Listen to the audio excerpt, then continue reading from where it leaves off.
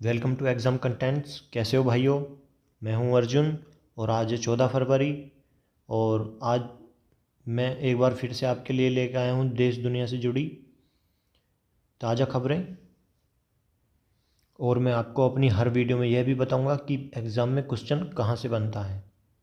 तो वीडियो को ध्यान से देखें और पूरा देखें, क्योंकि वीडियो के अंत में मैं आपसे एक क्वेश्चन भी करूँगा जिसका जवाब आप मुझे कमेंट करके बता सकते हैं। ठीक है भाइयों, चलिए प्रारंभ करते हैं। आइए चलते हैं हमारे पहले क्वेश्चन पर। और भाइयों, आप ये तो जानते हैं कि एग्ज़ाम्स में आजकल करंट से क्वेश्चनों का क्या रेशो रहने लगा है। जीएस में सबसे ज़्यादा क्वेश्चन करंट से ही होते हैं। तो वीडियो को ध्यान से देखिएगा। मैं अपने इस वीडियो में क्वेश्चन से जुड़ी कड़ियों को भी बताऊंगा, ठीक है? तो ध्यान से देखिएगा, ठीक है? चलिए चलते हैं पहले क्वेश्चन पर। तजाकिस्तान में 6.3 की तीव्रता का भूकंप दर्ज किया गया, ठीक है? और ये कब आया? 12 फरवरी 2020 को तजाकिस्तान में 6.3 तीव्रता का भूकंप आया, ठीक है? अब देखिए, इससे जुड़ी जुड़ी जो कड़ियाँ हैं उनके बारे में देख लेते हैं और क्वेश्चन भूकंप से कैसे और कहाँ से बन सकते हैं, ठीक है भाइयों? नंबर 1, भूकंप क्या है? भूकंप पृथ्वी की लिथोस्फीयर में अचानक ऊर्जा छोड़ने के कारण पृथ्वी की सतह का हिलना भूकंप कहलाता है, ठीक है? अब लिथोस्फीयर क्या होता है? लिथोस्फीयर होता है स्थलमंडल, मतलब किसी भी ग्रह की सबसे ऊपरी परत जो पथरीली या चट्टानों से मिलकर बनी होती है, उसको लिथोस्फीयर कहते हैं। उसमें किसी ऊर्जा के कारण उसकी सतह का हिलना भूकंप कहलाता है। समझ गए भाइयों? आगे चलते हैं। हाइपोसेंटर। हाइपोसेंटर क्या होता है? हाइपोसेंटर यह पृथ्वी के अंदर भूकंप के प्रारंभिक टूटने का बिंदु है। मतलब ये देखिए, आप चित्र में देख पा रहे होंगे, ये पृथ्वी के अंदर जो केंद्र है इसका, उसको हाइपोसेंटर कहते हैं, ठीक है? नाम याद रखिएगा।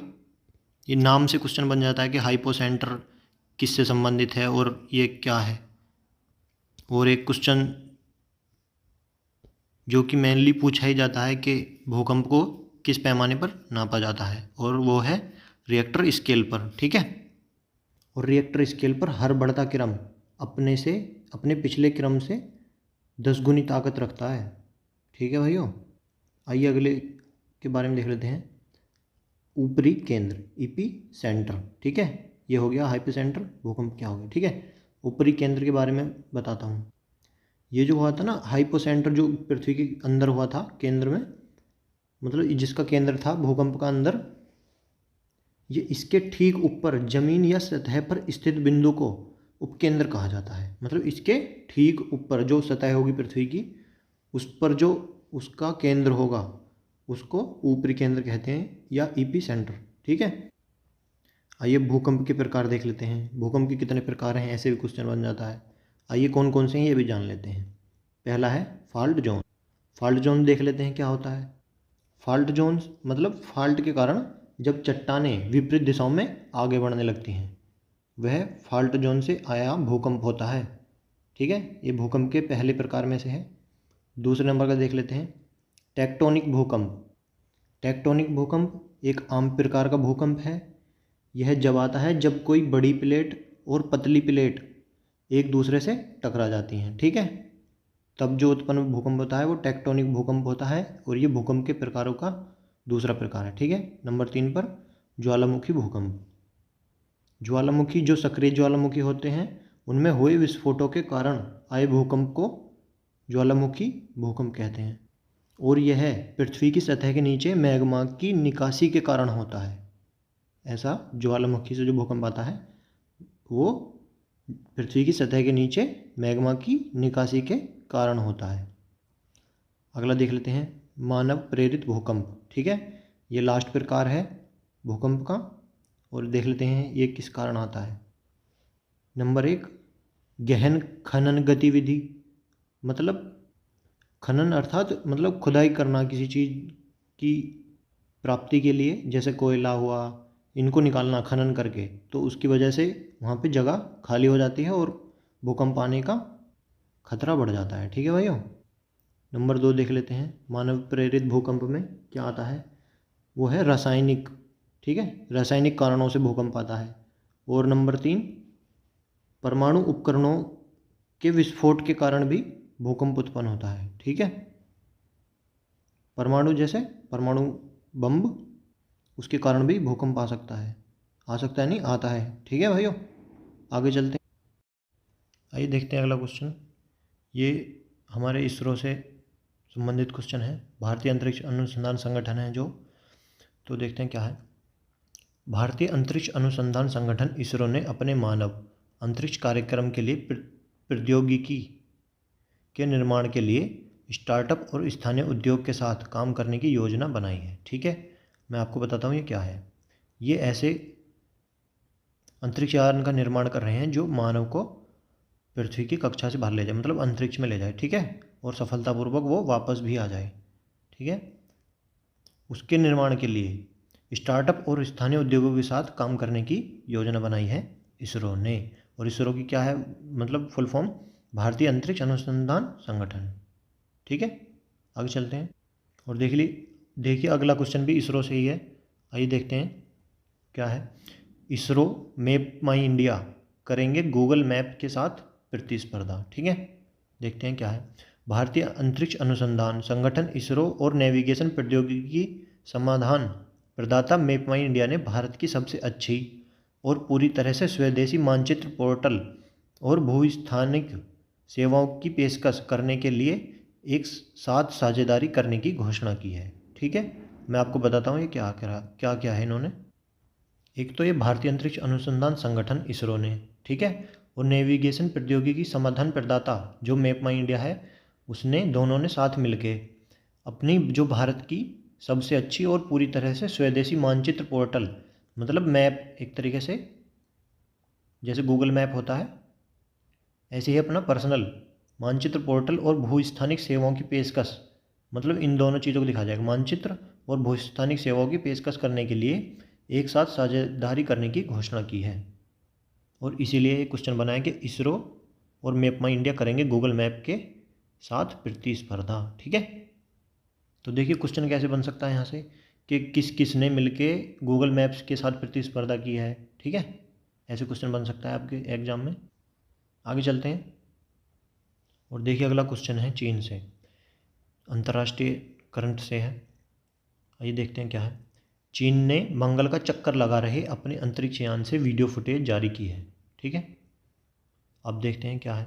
चीन की अंतरिक्ष एजेंसी ने मंगल ग्रह की कक्षा में सफलतापूर्वक प्रवेश करने के 2 दिन बाद, ठीक है, अपने अंतरिक्ष यान तियानवेन-1 से मंगल की परिक्रमा करते हुए वीडियो फुटेज जारी की। ठीक है, ये मंगल ग्रह है और ऐसे उपग्रह भेजा अपना है कोई, तो उसके चारों तरफ परिक्रमा करते हुए एक वीडियो फुटेज बनाई है, वो भेजी है। ठीक है, और इनके उपग्रह ने अभी 2 दिन पहले ही मंगल ग्रह की कक्षा में सफलतापूर्वक प्रवेश किया है। ठीक है, और आइए मंगल से ही रिलेटेड हम अपने इंडिया से जुड़े क्वेश्चन देखते हैं क्या है। तो पहला देखते हैं, जो भारत का प्रथम मंगल अभियान था ना, उसका नाम था मंगलयान। ठीक है, तो भारत के प्रथम मंगल अभियान का नाम क्या था, मंगलयान। ठीक है, इसे इसरो द्वारा 5 नवंबर 2013 को 2:38 पर मंगल की परिक्रमा करने हेतु छोड़ा गया था। ठीक है, कब, 5 नवंबर 2013 को इसरो के द्वारा। ठीक है, और यह है आंध्र प्रदेश के श्रीहरिकोटा स्थित सतीश धवन अंतरिक्ष केंद्र से किसके द्वारा छोड़ा गया था, PSLV C-25 के द्वारा छोड़ा गया था। ठीक है भाइयों, श्रीहरिकोटा स्थित सतीश धवन अंतरिक्ष केंद्र है वहाँ पे। ठीक है, वहाँ से PSLV C-25 के द्वारा छोड़ा गया था। ये PSLV क्या होता है, ये रॉकेट होता है। ठीक है, और यह 24 सितंबर 2014 को मंगल पर पहुँच गया। ठीक है, इसके पहुँचने के साथ ही भारत विश्व में प्रथम प्रयास में ही सफल होने वाला पहला देश बन गया जिसने अपना उपग्रह मंगल पर भेज दिया। ठीक है, तो पहला देश बन गया अपने प्रथम प्रयास में ही अपने अभियान को सफल करने वाला। ठीक है, तो इस तरह से भी क्वेश्चन बन सकता है।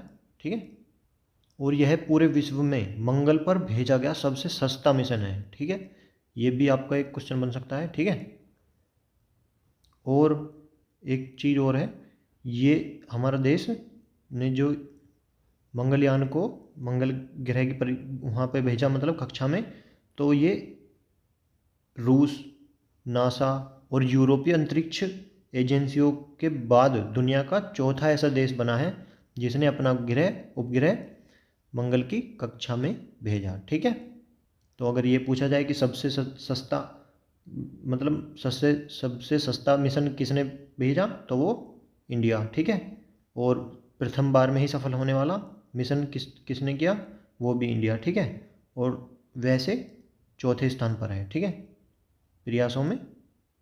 और इससे पहले चीन और जापान अपने अभियान में असफल रहे थे, इसलिए ये चौथे नंबर पर आ गया। ठीक है, आगे चलते हैं और आइए देखिए कुछ क्वेश्चनों पर सीधी नज़र डाल लेते हैं क्या क्या घटा है आजकल में।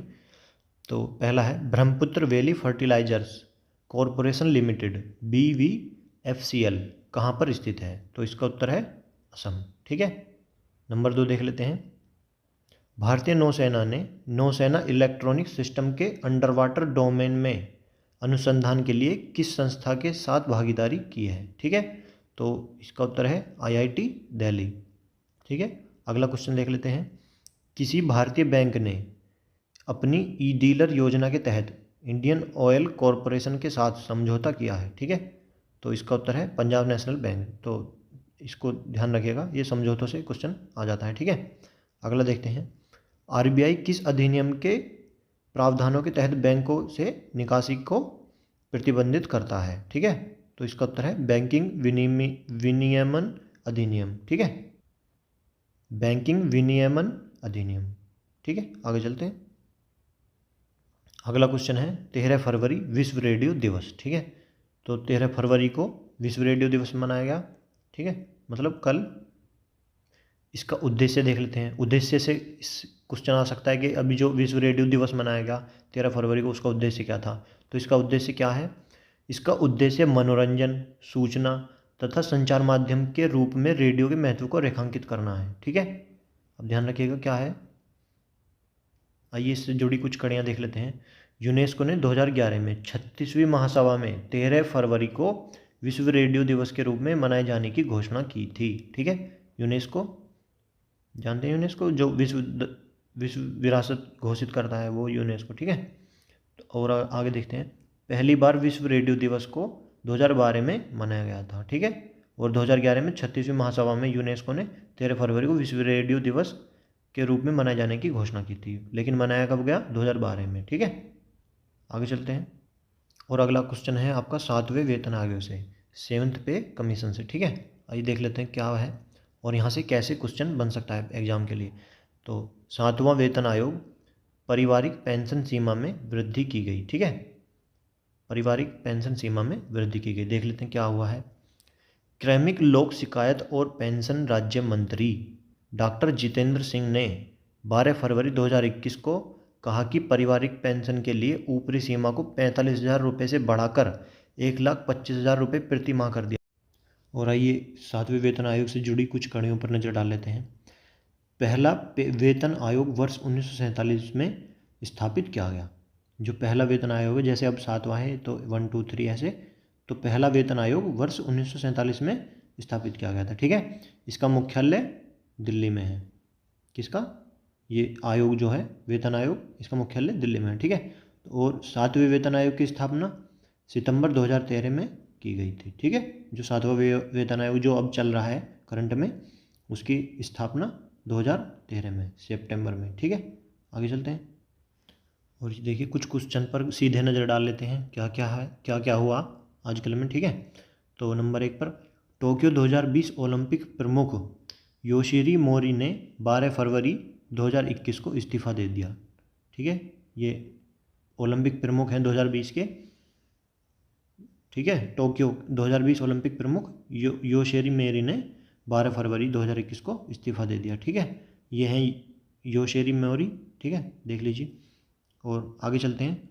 नंबर 2, 2017 से 2019 के दौरान भारत में 18 मिलियन हेक्टेयर पर फसल का नुकसान हुआ। यह सरकार ने सूचना दी है कि 17 से 19 के दौरान भारत में 18 मिलियन हेक्टेयर पर फसल का नुकसान हुआ है। ठीक है, आगे देखते हैं। भारत की विदेशी मुद्रा भंडार 583.94 अरब डॉलर पर पहुंचा। ठीक है, और ये बढ़ोतरी रिकॉर्ड तोड़ दर्ज की गई है भाइयों। ठीक है, आगे चलते हैं। प्रधानमंत्री श्री नरेंद्र मोदी 14 फरवरी 2021 को तमिलनाडु और केरल का दौरा करेंगे। ठीक है, वह दोनों राज्यों में कई महत्वपूर्ण परियोजनाओं का उद्घाटन और शिलान्यास करेंगे। ठीक है, 14 फरवरी मतलब आज ही। ठीक है, तो ऐसा क्वेश्चन बन सकता है कि 14 फरवरी 2021 को कहाँ पर और किस चीज़ का उद्घाटन किया। ठीक है, तो तमिलनाडु और केरल में। ठीक है, ध्यान रखिएगा। आगे चलते हैं। मध्य प्रदेश में चंबल के डाकुओं पर पुलिस संग्रहालय बनाया जाएगा। संग्रहालय मतलब म्यूजियम, और उस म्यूजियम में क्या क्या रखा जाएगा? वहाँ पर जो पुलिस वालों का जो योगदान है उससे संबंधित रिपोर्ट, और जो नामी डाकू हैं वहाँ के चंबल के, उनसे संबंधित खबरें या उनकी जो रिपोर्ट हैं, जो जो वहाँ पे घटित हुआ, वो सब उस संग्रहालय में रखा जाएगा। ठीक है, म्यूजियम ही है वो एक तरीके से। ठीक है, अब मध्य प्रदेश से संबंधित कुछ खबर देख लेते हैं। देखिए, मध्य प्रदेश की भारत में स्थिति यहाँ पर है। ठीक है, भारत के मध्य में है, इसलिए मध्य प्रदेश कहा जाता है इसको। ठीक है, और मध्य प्रदेश की राजधानी भोपाल है, और इसकी सीमाओं की बात की जाए तो ये नॉर्थ में यूपी से टच होता है, ये इधर। ठीक है, और साउथ में महाराष्ट्र से, ये महाराष्ट्र है, और ईस्ट में छत्तीसगढ़ से, ये छत्तीसगढ़ है। और छत्तीसगढ़ मध्य प्रदेश में से ही अलग हुआ है, और इसके 16 जिलों को अलग करके मध्य प्रदेश के छत्तीसगढ़ बनाया गया। ठीक है, और इसके वेस्ट में गुजरात है, ये इधर। ठीक है, और इसके नॉर्थ वेस्ट में राजस्थान है। ठीक है भाइयों, और मध्य प्रदेश के सबसे बड़े शहर की बात की जाए तो वो इंदौर है, और इंदौर हमारे भारत का जो पिछले 4-5 साल से सबसे स्वच्छ शहर भी रहा है। ठीक है, और मध्य प्रदेश के गठन की बात की जाए तो 1 नवंबर 1995 को इसका गठन हुआ। ठीक है, और यहाँ की राज्यपाल आनंदीबेन पटेल हैं। ठीक है, और मुख्यमंत्री शिवराज सिंह चौहान। ठीक है, याद रखिएगा। आगे चलते हैं। देखिए, डिजिटल कृषि से संबंधित क्वेश्चन है, और कृषि से एक ना एक क्वेश्चन लग ही जाता है। देख लेते हैं क्या है। डिजिटल कृषि, कृषि में राष्ट्रीय ई गवर्नेंस योजना NEGPA। ठीक है, आइए देखते हैं क्या है। कृषि में राष्ट्रीय ई गवर्नेंस योजना, national e governance plan in agriculture. ठीक है, NEGPA। ठीक है, एक केंद्र प्रायोजित योजना है। यह योजना शुरू में 2010 से 11 में 7 राज्यों में शुरू की गई थी, और हाल ही में इस योजना को 31 मार्च 2021 तक बढ़ाया गया है। ठीक है, आइए आगे चलते हैं। अच्छा भाइयों, वीडियो समाप्त हुआ, और ये जो मैंने कल क्वेश्चन पूछा था उसका आंसर है म्यांमार की राजधानी क्या थी, ये पूछा था, और म्यांमार की राजधानी है नावपी ताव। ठीक है, और इसे नाइपीडा भी कहा जाता है। ठीक है भाइयों, आइए देख लेते हैं आज का क्वेश्चन आपका क्या है। आज का आपका क्वेश्चन है जो अभी हाल ही में जहाँ पे भूकंप आया है, तजाकिस्तान की राजधानी बतानी है आपको। ठीक है, आप इसकी राजधानी मुझे कमेंट बॉक्स में बता दीजिएगा, कमेंट कर दीजिएगा। ठीक है भाइयों, और भाइयों अगर वीडियो आपको अच्छा लगा हो तो वीडियो को लाइक ज़रूर कीजिएगा, और मुझे आप कमेंट करके बता सकते हैं कि आपको वीडियो कैसा लगा, और वीडियो को शेयर करना ना भूलें, जिससे कि ये और बच्चों के पास तक भी पहुंच सके।